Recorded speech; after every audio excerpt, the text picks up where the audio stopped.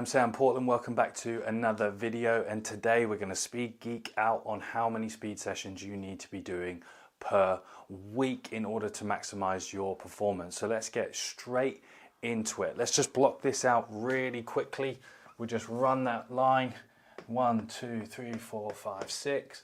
So we've got day 1, 2, 3, 4, 5, 6, 7. Okay, there's our 7 days. All right, typically let's think of it now for an off-season model. So let's just put the off-season there, and we'll do a pre-season and we'll do an in-season model. Okay, so when we think about how many training exposures that we want to accumulate in a given 7-day period, we have to think about what we're training for. Now, if you're all primary focus on developing speed for field sports, then that needs to be the way we start the week. So what I would typically advise, if you can only do speed, I can do a much more complicated video on this, but just to start, if we're only focusing on speed and you can't do speed then weights in the same day, for example, then today, day 1, I want you to focus on your max speed exposure. Then day 2, I want you to do your gym work. Day 3, we have to rest there, okay? Then day 4, all right, slightly different, okay? We're gonna do what's called a prehab day. So just getting the, addressing the small muscles and bits and bobs, addressing the hamstrings and just firing up, because these first 2 days are gonna be really taxing on the body. So we're extending the window, but doing some useful work here as well to recover before day 5, where we could do an acceleration / change of direction, agility focus work, because they complement the same from a force perspective, and it can be good to use it in the back end of the week. And then again, we're going to do the gym here, and then day 7, we're going to rest, all right? And that's a really good template that you can start working at, and that gym there is going to be primarily more upper body focused. Okay, because that one's going to be a little bit more lower body focused. 60% lower, 30% upper. Here you'll do 60% upper, 30% lower. And there you've got 2 good speed sessions in a week and 3 physical preparation sessions in a week that are going to compound over time. All you have to do is think about that for a 4 to 6 week period, and then you know the amount of workouts that you're going to get. And that's a real important pro tip. Think about how many workouts you're getting in a given time and the density of those, as opposed to literally just how many do I get in a 7-day period, okay? So, and another little bit of advice, if you get to the end and you come back and you don't feel as fresh as you think, don't force it, just shift it all. Give yourself an extra day, or maybe even plug in a little prehab recovery session again there to then set yourself up, and then it will just shift along, because you have to adjust at the way that you respond to training. Really, really important there.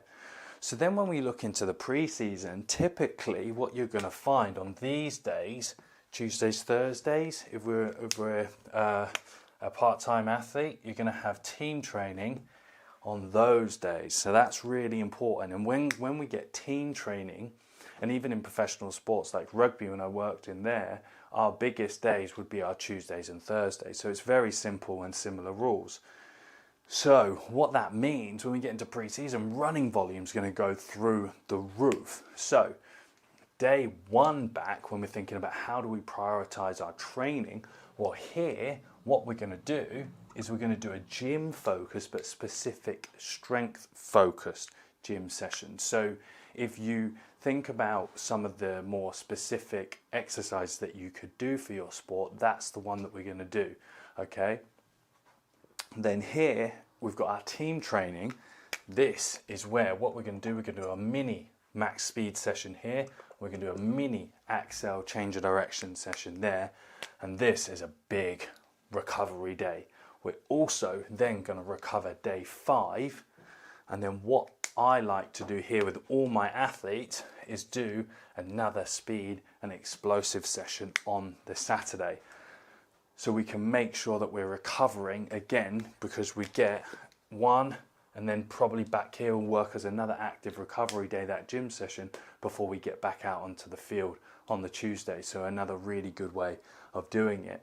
So then in season, when we get to in season and how we want to manage this, recovery number one, okay? So again, you're gonna have Tuesday, Thursday, but you're also gonna have a game day Saturday. We're gonna have training here, we're gonna have training here. Now, this is the bit that you're gonna be like, what is that? Is that all that you need to do?